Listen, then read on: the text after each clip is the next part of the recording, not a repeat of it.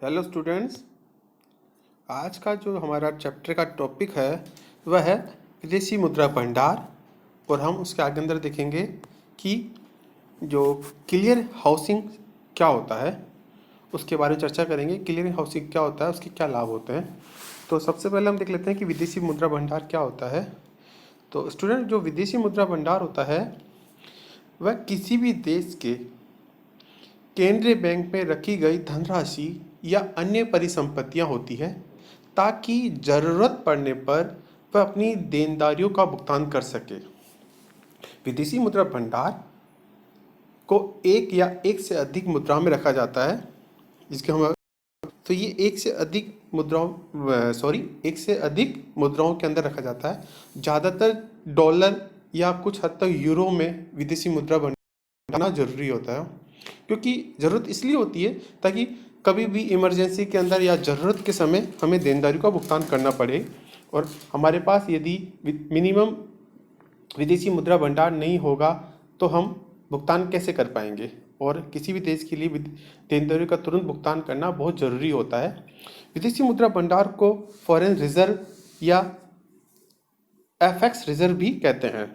कुल मिलाकर विदेशी मुद्रा भंडार में केवल विदेशी बैंक नोट, विदेशी बैंक जमा, विदेशी ट्रेजरी बिल या अल्पकालीन यानी शॉर्ट टर्म और long term foreign government security शामिल होती है, यानी विदेशी सहकारी प्रतिभूतियां शामिल होती है। हालांकि सोने के भंडार, विशेष आहरण अधिकार जिसको हम क्या कहते हैं एसडीआर यानी स्पेशल ड्रॉइंग राइट्स, और अंतर्राष्ट्रीय मुद्रा कोष यानी आईएमएफ के पास जमा रखी गई राशि विदेशी मुद्रा भंडार फॉरेन कैपिटल के अंदर शामिल की जाती है। तो जैसे कि हमने देख भी सकते हैं, जो विदेशी मुद्रा भंडार होता है उसके अंदर निम्न सम्मिलित होते हैं। एक तो foreign assets, second gold, third होता है रिजर्व ट्रेंच जो आईएमएफ के पास रखी हुई होती है। तो ये हमेशा याद रखना जरूरी है कि विदेशी मुद्रा भंडार के अंदर किन किन चीज़ों को सम्मिलित किया जाता है। वर्तमान में जो भारत के पास जो विदेशी मुद्रा भंडार है वह करीब 425 अरब डॉलर के बराबर है, यानी 425 डॉलर के आसपास वर्तमान में भारत का विदेशी मुद्रा भंडार रखा हुआ है।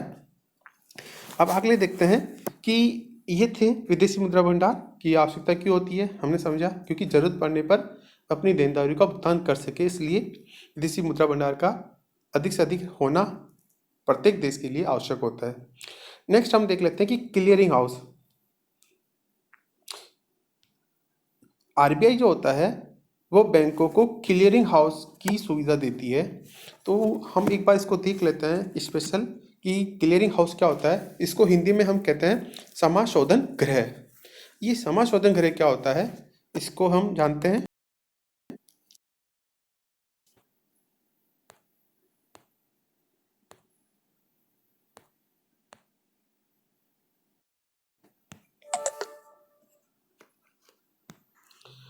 तो एक ऐसा स्थान जहां सभी बैंकों के प्रतिनिधि एकत्रित होते हैं और बैंकों से संबंधित आपसी लेन देन का निपटारा किया जाता है, क्योंकि प्रत्येक बैंक का अन्य बैंकों से कोई ना कोई लेन देन होता है। अब ये और इन लेन देनों का निपटारा वह कोई भी बैंक चेक, बिल, ड्राफ्ट या आदि अन्य किसी भी माध्यम से कर सकता है। ये थी समाशोधन गृह जिसको हम क्लियरिंग हाउस कहते हैं। आरबीआई क्या कहता है, आरबीआई क्या करता है कि जो आरबीआई की द्वितीय अनुसूची बैंक आरबीआई अधिनियम 1934 के द्वितीय अनुसूची में जिन बैंकों को शामिल होते हैं, जो बैंक उस सूची के अंदर शामिल होते हैं, उन्हें आरबीआई क्या करता है कि क्लियरिंग हाउस यानी समाशोधन गृह की सुविधा भी उपलब्ध करवाता है। अभी समाशोधन गृह क्या है इसको हमने जाना कि वह एक ऐसा स्थान जहाँ पर सभी बैंक यानी सभी बैंकों के प्रतिनिधि आपस में आकर मिलते हैं। क्योंकि हर बैंक का किसी न किसी बैंक से कोई ना कोई ट्रांजैक्शन लेन देन जरूर होता है।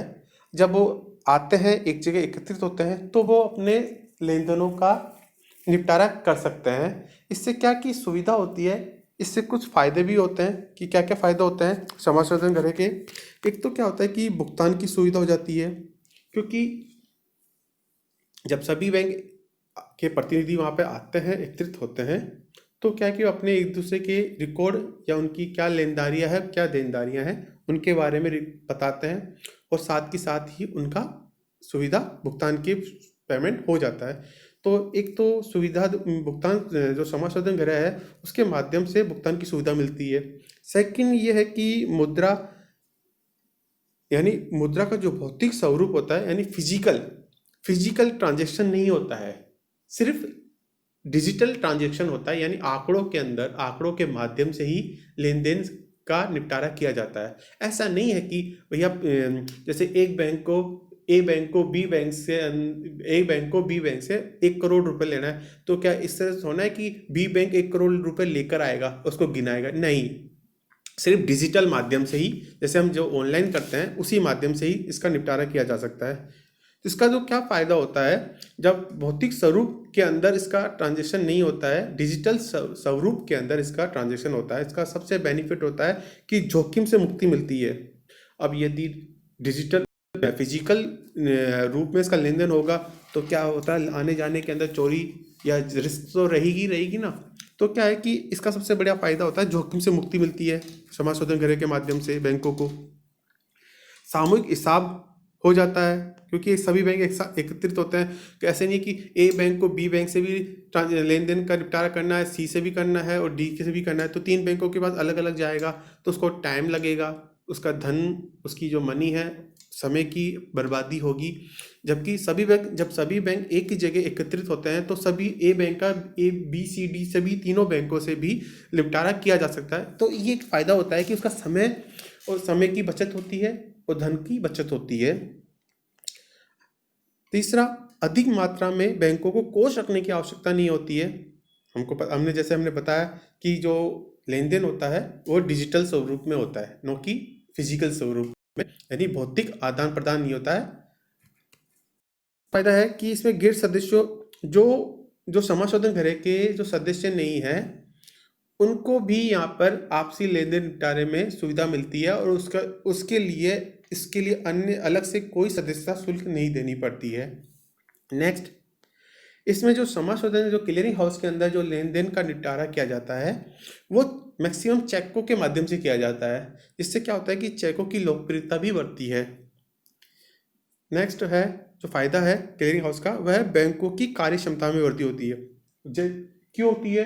क्योंकि निपटारा करने में तो समय की बर्बादी नहीं होती है, जल्दी एक ही स्थान पर सभी बैंकों के साथ लेन देन निपटारा आसानी से किया जाता है, और तो समय की बचत होती है और अन्य आवश्यक खर्चे भी नहीं होते। तो उसके क्या होता है, बैंकों की कार्य क्षमता में वृद्धि होती है।